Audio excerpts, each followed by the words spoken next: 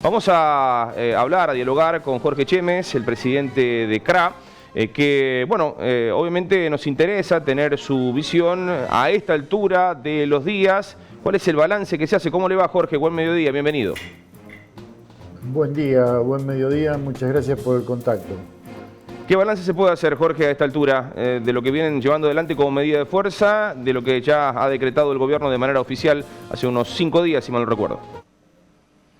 Sí, en realidad a mí no me gusta decir que es exitoso porque la verdad es que ninguna medida de protesta o de fuerza para mí es exitosa, ¿no? Lamentablemente, en lugar de estar en esta situación tendríamos que estar pensando en estrategias para producir y seguir hacia adelante.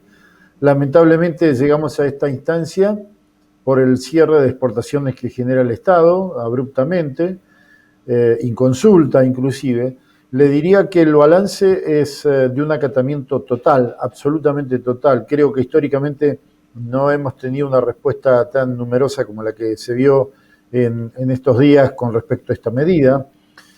Obviamente sabemos que la industria está en conversación con el gobierno para ver si se puede generar una estrategia de abastecimiento en el mercado interno con cortes a precios más baratos, a precios populares, y de esa manera ver si se puede solucionar este problema serio que es la suspensión de exportaciones.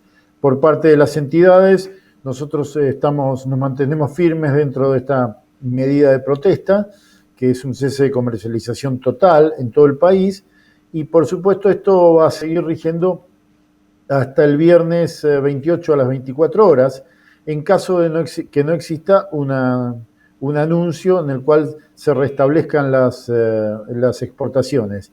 En caso de que ocurra esto, por supuesto, desde la mesa de enlace estamos dispuestos a levantar esta medida de protesta, ¿no? Bien, las primeras consultas, los primeros datos que le llegaron, ¿cómo lo evalúan? Digo, lo que llegó a los carniceros, aparentemente según nuestra información, con algún ajuste. Bueno, ¿cómo ve esta evolución de la medida de fuerza que llevan adelante y los datos que han recabado en diferentes fuentes de consulta que tienen, obviamente, ¿no?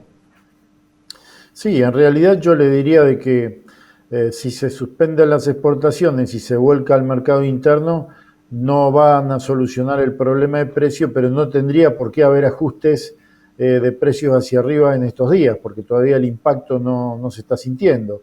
Si es que existe algún ajuste de precios, hay que tener cuidado porque es por el aprovechamiento de que muchos eslabones de la cadena están haciendo por esta medida de protesta. En realidad, todavía vuelvo a insistir, los efectos de esta medida no se tendrían que estar viendo. Si se continúa muchos días más, obviamente puede llegar a faltar carne, puede haber algo de desabastecimiento y eso depende de los stocks que tengan en sus cámaras los frigoríficos. Nosotros la verdad que desde la producción no lo sabemos porque eso es una información que maneja la industria. Sí creemos que es importante que se llegue a una solución rápidamente, sobre todo porque al productor esto le significa un problema muy serio.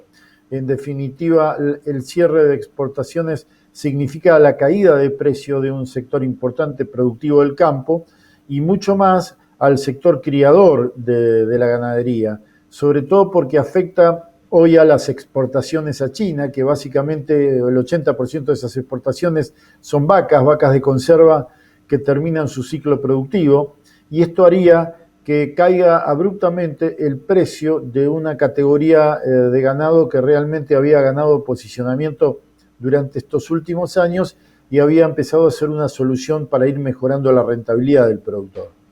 Bueno, esto es lo que le hemos tratado de transmitir en los pocos contactos o la información que le hemos podido hacer llegar al gobierno de cuáles son los daños que genera este cierre de exportaciones y sobre todo a las arcas del Estado. No hay que olvidarse que las exportaciones de carne al país le dejan un promedio de 3.100 millones de dólares por año, ¿no?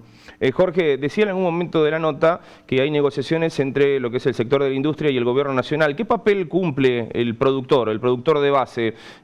¿Puede meterse en esas negociaciones o directamente esto es un diálogo entre la industria y el gobierno y quedaría fuera el productor? ¿Cómo lo analiza?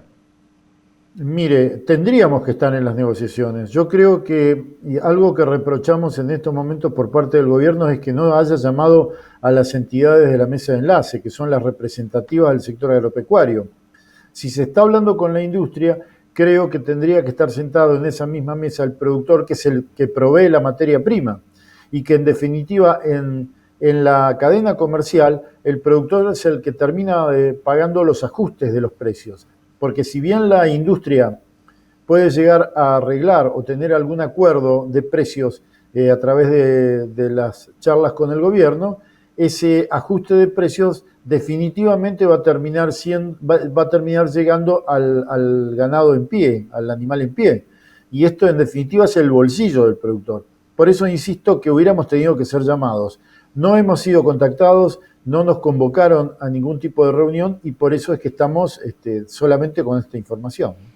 ¿Puede haber algún tipo de expectativa en aquellas declaraciones de la semana pasada, el caso de Culfas, que esbozaba que sería ideal o por lo menos dentro de las posibilidades, que no se llegue al término de este cese de exportación como tal cual lo definió el gobierno nacional? Estas voces, si se quiere, incluso disidentes en el plano interno dentro del gobierno, ¿cómo lo analiza esto?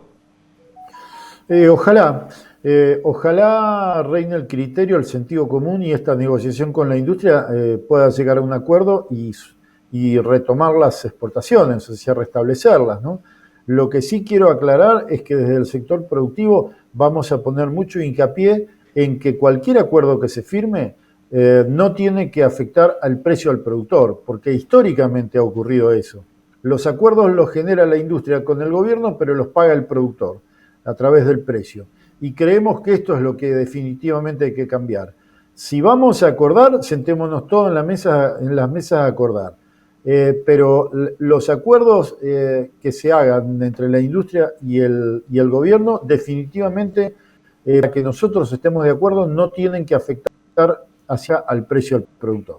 Lo escuchaba la semana pasada, Jorge, y también abrir un poquito el abanico al tema granos, y desde CRA pedían reglas claras en relación a la campaña de trigo, a la siembra de trigo. ¿Se puede abrir incluso la medida de fuerza para lo que es el sector de granos? ¿Es cierto que se ha tirado la postura? ¿Ha tenido consenso? ¿No ha tenido consenso dentro de la mesa de enlace?